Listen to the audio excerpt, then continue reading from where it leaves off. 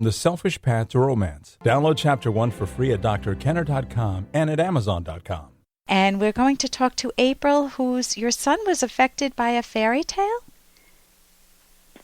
Yeah. Yeah, tell me about that.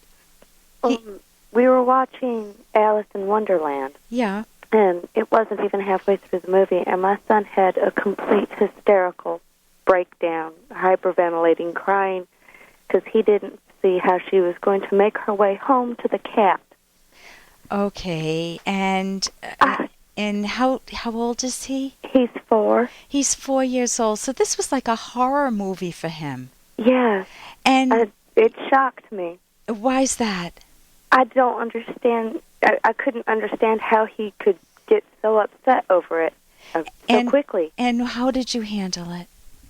Well, I stopped the movie, and I told him, I said, because there have been, he did the same thing in Labyrinth. He didn't see how she was going to get home, but he knows that at every movie, they always make it home safely, and everything's okay. And he said, yes, he understood this, but it didn't sit well with him. Okay, any personal experiences in his life that echo that movie, like he was lost in a supermarket and couldn't find you, or lost in an amusement park and couldn't find you, or you went away for a while and he didn't think you might find your way back home, or he was lost himself and didn't think he could find his way back home?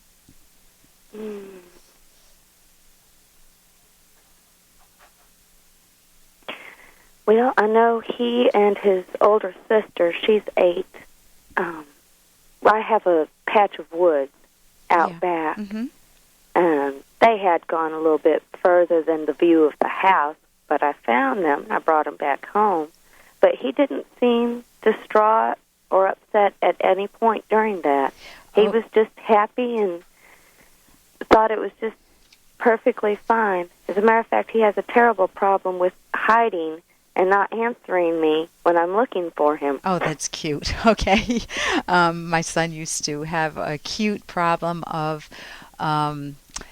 hiding when he would go to sleep at night. The babysitters wouldn't know where he'd be sleeping. He'd find a little nook and cranny under a desk, or he'd find it behind the couch. And even to this day, I went to say goodbye to him. He's now. I went to say goodbye to him the other day and looked, his car was still here, but he's nowhere to be found. He was hiding behind my daughter. So it's wonderful when kids just don't go out. That sounds like my son. I hope he keeps his playfulness all the way through. Any time when you were on vacation and he might have been worried that you wouldn't return? I haven't been on vacation since I've had him. Oh, I recommend that. 4 years without a vacation? I mean, this is a sidebar in our conversation, but definitely... Closest vacation we've had is less than an hour's drive up the road to go swim in the creek. Okay. If you were my client, I would say the best gift you can give your kids is to know that they can survive without you. Now, that doesn't mean you go away for 3 weeks. My parents used to go away for 3 weeks, and I was worried that they wouldn't come back. 3 weeks is a long time for a kid. But it does mean that you need the vacations just to connect as romantic partners again. And the first day I went away on vacation with my husband, I would talk about, guess what? The kids. So it wasn't much of a vacation, so you need at least 2 days. So that's a sidebar to consider getting sitters. It's a vacation for the kids too. If you get a good sitter, they learn that they can survive without you and that you will return, and if that's repetitive, they just come to expect that you'll return. Now let me go back to Alice in Wonderland, because I hate Alice in Wonderland. Ellen, I personally hate it. Let me tell you why. Hey, I got to interrupt this because we've got to pay some bills. 30 seconds, that's it. A very quick ad, and then Ellen will be back. Romance. Ugh, I wish guys knew more about what we want from a relationship. Boy, I wish I knew more about what I want. Where's that ad I saw? Here it is. The Selfish Path to Romance.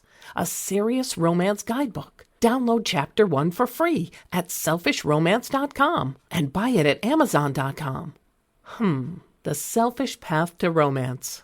That is interesting. I hate Alice in Wonderland. Ellen, I personally hate it. Let me tell you why. It was written by someone who had temporal lobe epilepsy. Really? And they saw the world, if you get the annotated version, they saw the world, sometimes I think it's called microspia, where you see things as teeny, teeny, teeny, and then really, really big. So their senses are not working properly. So when you go into the world of, I forget the author's name, but the world of Alice in Wonderland, you are experiencing life as if you had temporal lobe epilepsy. Throw in some scary people, some scary images, some scary situations, and guess what? For a 4-year-old, it's a horror story. And I'd never considered that, 'cause I remember watching it as a child. And you liked it. It was charming. If you focus on, literature, stories give you a view of the world. It's like looking at a sloppy painting. Are there paintings that you hate? Maybe it's black and bloody colors, or maybe it's ugly smeared faces that are all chopped up Picasso style. I mean, there are paintings that I hate. I respond to very strongly, and there are paintings I love. It's like, that's my world. I want to enter that painting and live there. Or there are people that are in the painting that look heroic. It's the same with literature, and it's the same with literature in the form of movies. Okay. They tell a story. They give you a view of the world. What type of a world does he experience midway through when he started to cry? What type of a world is Alice in Wonderland giving him? A world where great things can happen?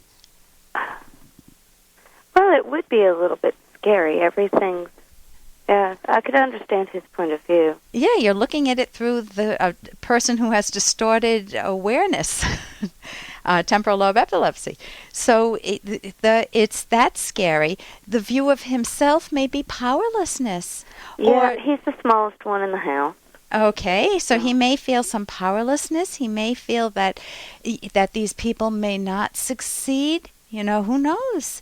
That even if they do succeed, what a hell of a world to live in. Mm-hmm. You know, it's scary. So I like giving my kids heroic stories, but I also told him that it was just a dream, that at the end she wakes up and she's in the field and it was all a dream. But it's good to know that in advance, so you're a good mom to tell them that, because if kids don't know that, it's scary as all get out. I mean, dreams are scary.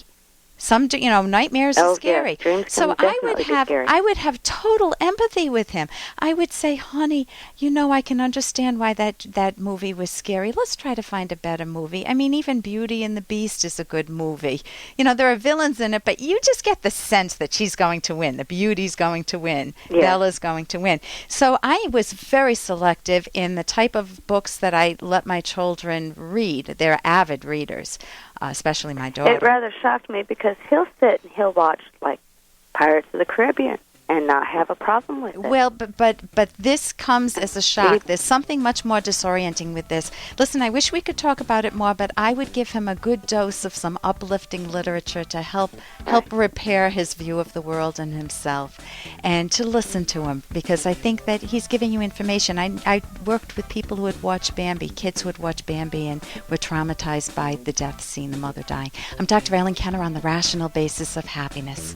For more Dr. Kenner podcast, go to drkenner.com and please listen to this ad. Here's an excerpt from The Selfish Path to Romance, the Serious Romance Guidebook by clinical psychologist Dr. Ellen Kenner and co-author Dr. Edwin Locke, who's world famous for his theories in goal setting. Sharing information and problems, including fears, is another important part of communication. Honey, I worry sometimes that my business will fail and I'll leave you and the kids with nothing. This underscores a key issue that comes up in many marriages: finances. In the past, men typically took charge of finances and didn't want their wives to worry about them, leaving their wives in the financial dark. This traditional view is not necessarily based on bad motives on the man's part. It may stem from his protective attitude toward his wife.